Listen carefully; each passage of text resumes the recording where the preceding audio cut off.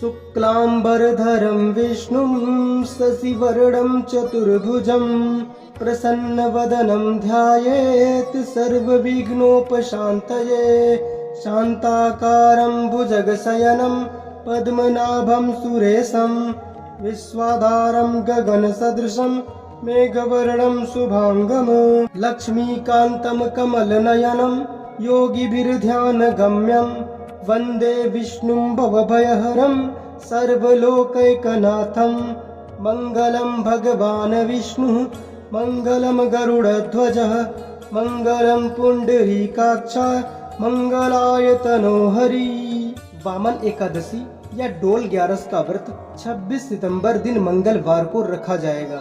इस व्रत को करने से भगवान विष्णु की विशेष कृपा मिलती है और वाजपेयी यज्ञ के समान फल मिलता है। इस व्रत को करने से माँ लक्ष्मी भी प्रसन्न होती हैं। इस दिन शेष शैया पर विश्राम करते हुए भगवान विष्णु करवट बदलते हैं, इसलिए इसे परिवर्तनी एकादशी कहते हैं। जिन लोगों को ये व्रत रखना है उन्हें एक दिन पहले से ही नियमों का पालन करना चाहिए। उन्हें सोमवार की शाम को चावल नहीं खाना चाहिए और भगवान विष्णु का ध्यान करते हुए सोना चाहिए। एकादशी के दिन प्रातःकाल उठकर स्नान करें और भगवान विष्णु की प्रतिमा के सामने घी का दीपक जलाएं और एकादशी के व्रत का संकल्प करें। इसके बाद माँ लक्ष्मी के साथ भगवान विष्णु की पूजा करें। इस दिन किसी की निंदा चुगली ना करें और जितना ज्यादा हो सके उतना भगवान के नाम का जप करें। एकादशी के दिन श्री विष्णु सहस्त्रनाम और गीता के 11वें अध्याय का पाठ करना चाहिए। यदि श्री विष्णु सहस्त्रनाम का पाठ नहीं कर सकते तो इस मंत्र को पढ़ें। राम रामेति रामेति रमे रामे मनोरमे सहस्त्रनाम तत्तुल्यम राम नाम वरानने। इसे पढ़ने से श्री विष्णु सहस्त्रनाम के बराबर फल मिलेगा। अब आइए सुनते हैं परिवर्तनी एकादशी की कथा। भाद्रपद कृष्ण पक्ष की एकादशी को पद्मा एकादशी भी कहते हैं और परिवर्तनी एकादशी भी कहते हैं। इस एकादशी को वामन एकादशी भी कहते हैं। इस दिन भगवान विष्णु की पूजा की जाती है और उनके वामन रूप की भी पूजा की जाती है और यह एकादशी समस्त पापों का नाश करने वाली मानी जाती है। इस एकादशी की कथा खुद भगवान श्री कृष्ण ने पांडवों को सुनाई थी। इसकी कथा वामन अवतार से जुड़ी हुई है। श्री कृष्ण ने बताया कि त्रेता युग में बलि नाम का असुर था, लेकिन वह अत्यंत दानी, सत्यवादी और ब्राह्मणों की सेवा करने वाला था। वो सदैव यज्ञ तप किया करता था। उसकी भक्ति के प्रभाव से राजा बलि प्रतापी हो गया और उसने शुक्राचार्य के कहने पर स्वर्ग से देवताओं का राज्य हटाकर खुद वहां का राजा बन गया। देवराज इंद्र और देवतागण इससे भयभीत होकर भगवान विष्णु के पास गए। देवताओं ने भगवान से रक्षा की प्रार्थना की।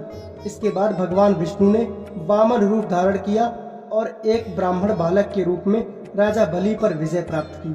भगवान श्री कृष्ण ने कहा, वामन रूप लेकर मैंने राजा बलि से याचना की, हे राजन, यदि तुम मुझे 3 पग भूमि दान करोगे, इससे तुम्हें 3 लोक के दान का फल होगा। राजा बलि ने मेरी प्रार्थना को स्वीकार कर लिया और भूमि दान देने के लिए तैयार हो गया। दान का संकल्प करते ही मैंने विराट रूप धारण करके एक पांव से पृथ्वी, दूसरे पांव की एड़ी से स्वर्ग और पंजे से ब्रह्म लोक को नाप लिया और मैंने अपने त्रिविक्रम रूप को बढ़ाकर यहाँ तक कि भूलोक में पद, भूअरलोक में जंघा, स्वर्गलोक में कमर, महालोक में पेट, जनलोक में हृदय, यमलोक में कंठ की स्थापना कर सत्यलोक में मुख और उसके ऊपर मस्तक स्थापित किया।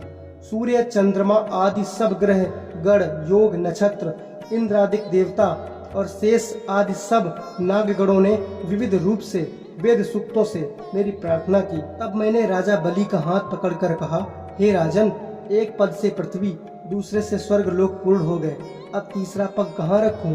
अब तीसरे पांव के लिए राजा बलि के पास कुछ भी शेष नहीं था, इसलिए उन्होंने अपने सिर को आगे कर दिया और वामन भगवान ने तीसरा पैर उनके सिर पर रख दिया। राजा बलि की वचन प्रतिबद्धता से प्रसन्न होकर भगवान वामन ने उन्हें पाताल लोक का स्वामी बना दिया। इसके बाद भगवान ने राजा बलि को वरदान दिया कि वह सदैव उनके साथ रहेंगे। परिवर्तनी एकादशी के दिन भगवान का एक स्वरूप राजा बलि के पास रहता है और एक क्षीर सागर में शेषनाग पर शयन करता रहता है। इस एकादशी को भगवान विष्णु सोते हुए करवट बदलते हैं। जो भी इस कथा को पढ़ता या सुनता है उसके पापों का नाश होता है। तो मित्रों, एकादशी की व्रत कथा पूर्ण हुई और कमेंट में जय श्रीमन नारायण लिखना ना भूलें। जय श्रीमन नारायण, जय श्री लक्ष्मी नारायण।